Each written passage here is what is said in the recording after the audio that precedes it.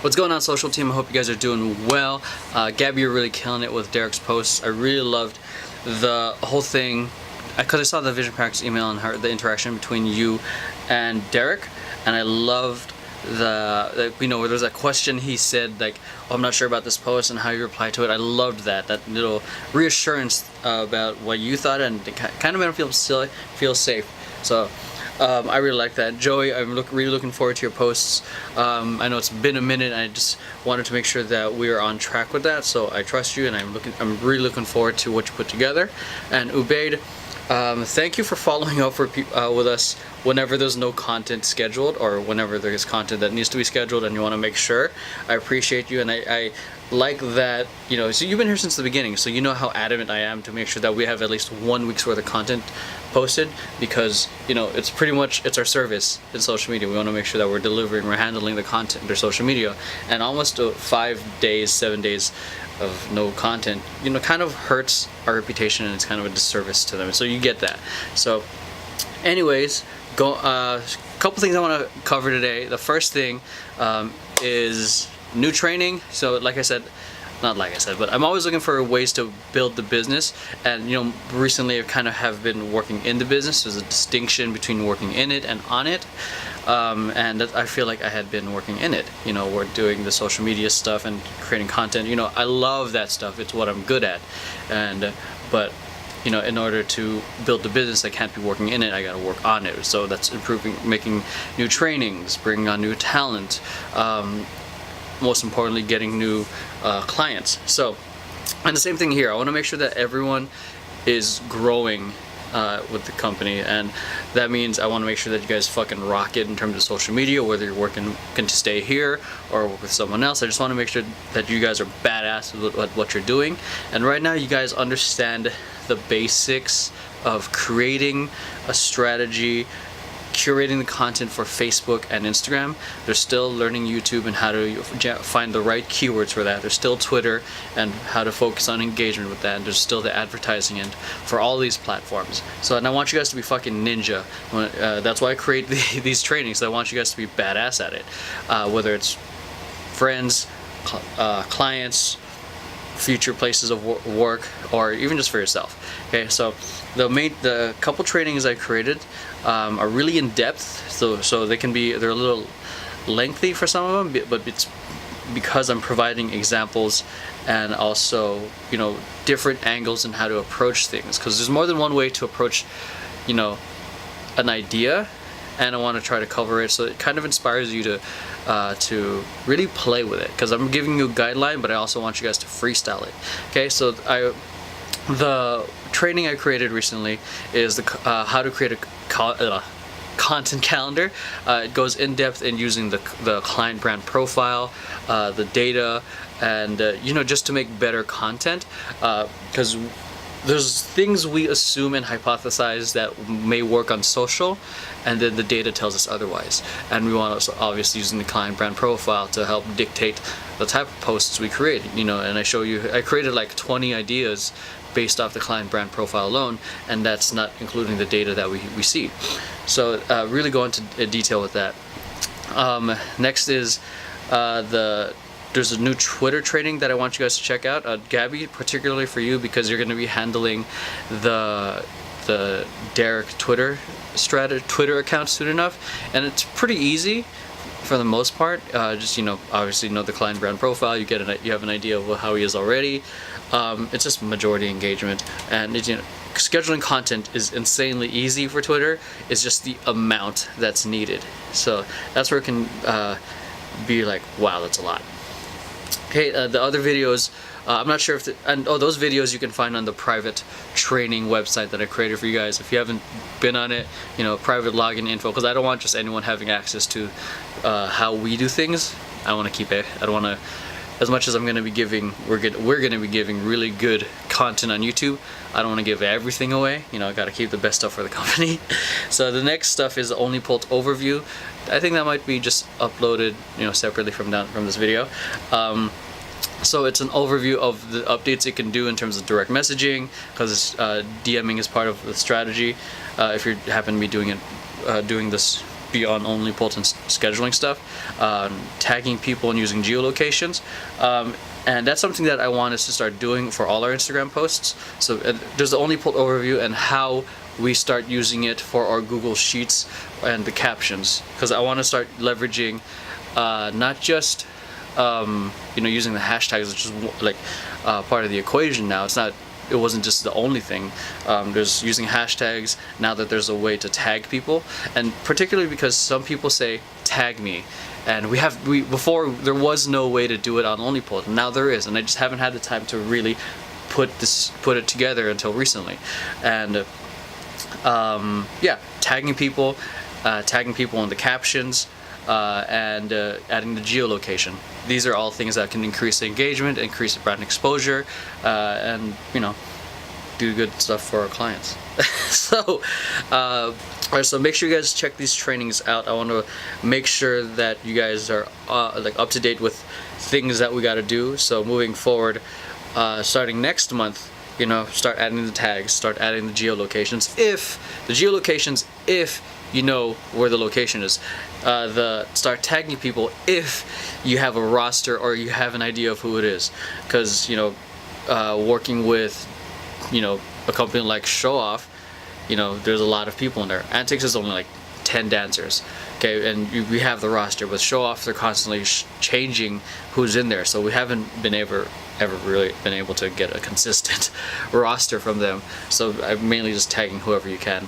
Geolocations, obviously, if you know where it is or can tell, like Disneyland would be obvious, but if it's like in an office. So yeah. Next thing is I'm updating the social team checklist. Right now it's content, engagement, and all that stuff. So I want to create a whole new level of communication, making our clients feel comfortable and safe. Not just giving 50-50 with the clients, but giving 51-49. Giving a little bit more than what they ask. Because right now I feel like the communication, I'm hoping is pretty good between the team, and now I'm really auditing it and looking at how I'm doing things or how we're currently doing things. Slack's kind of busy right now. So is that the main thing we've been updating with our clients is just giving them social media reports and 1 month check-ins. And I want to give a little bit more than that now, because an experience with a recent client became kind of the catalyst of this. It really made me reflect on how we're doing things. So I want to build on that and make sure that something like that kind of doesn't happen again. I'll talk to you guys. I'll talk about that in a little bit. So starting next month, the social team checklist is going to include a written strategy for an overall strategy if you have one, and because sometimes strategy you might have a theme like, for Facebook and Twitter and Instagram I'm going to be doing a campaign on, I don't know, what's your favorite dance move or favorite place to dance. It can be like that, or it can be individualized. But that's the main thing I'm looking for. Is strategy for Facebook, Instagram, Twitter if you're on it, YouTube when you guys get on it, and 3 examples of how you're going to execute. So that way, not everyone is going to understand the text. They're gonna send. They might internalize it differently, or the visuals are gonna help a lot. And this is one of the reasons I like doing videos, because you can hear the tonality, you can hear the message. Yes, it does take a little bit of time, which is probably why I'm gonna make an audio format of this that you can just listen to in the car. So you can either watch the video or you can listen to the audio. So yeah, so you can hear the tonality. So how you develop the strategy is really up to you. You can use I suggest using the data, client brand profile, and having a phone call with the client if you choose to. Keep in mind that it's up to you if you want to use Maxine as the proxy for getting you guys the notes and keeping it organized like that, so you can focus on just curating the content. But in terms of creating strategy, since you're the social media manager, I would suggest I encourage you to call the client and have a conversation with them, because it's your account, and it's me. I can talk to the client and strategize and whatnot, or all 3 of us can talk. So yeah, let's see. Yeah. Oh, I'm also looking to create a way to create new social media reports, so that way they're updated in real time. I've been currently testing something called Data Box, and you can literally look at the data on your phone. It's a beautiful user interface in terms, just gorgeous. That way, Uber, it saves you time from having to generate all those social media reports that you've been doing every month. I appreciate you, brother, for doing that. But now it'll save you some extra time so you can focus on the other tasks that are given to you.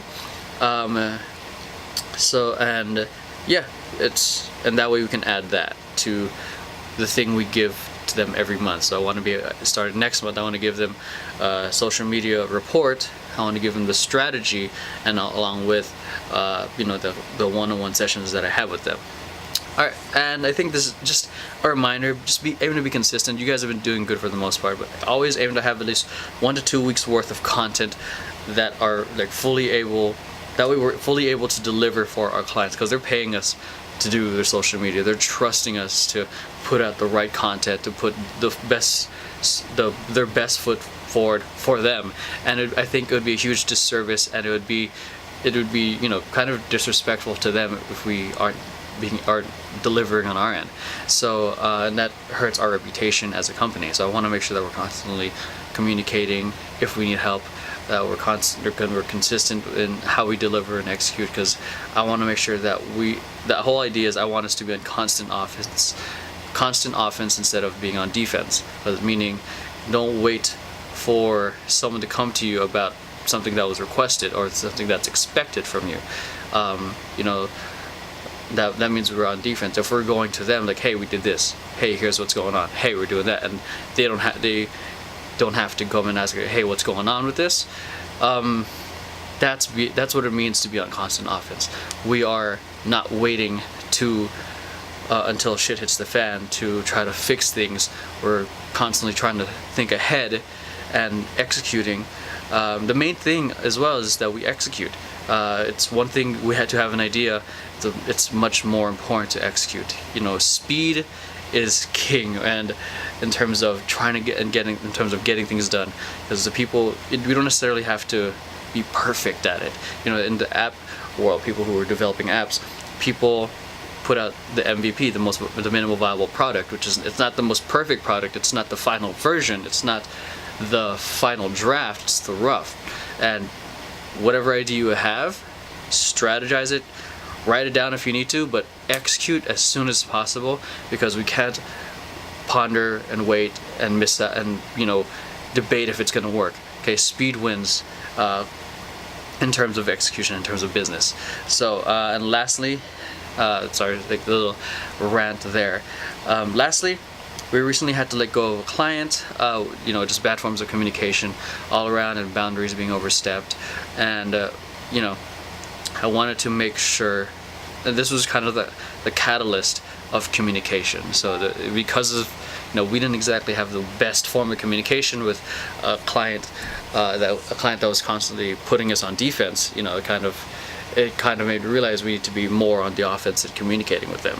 So that's why I'm emphasizing communication. If you need help with me, let me know. Don't wait for me to come to you in terms of what's going on with an account. I trust you guys, and I think it comes back down to feeling safe. And I trust you guys a lot. That's why I feel safe with you guys handling the clients, and that's ultimately what I want to do with this team. And I really want to do that for our clients. And safe is kind of a soft word, so to speak, but job security or feeling comfortable in a relationship, everyone wants to feel safe, and that's essentially what I want to do with everyone who's in the company and the people who are working with us.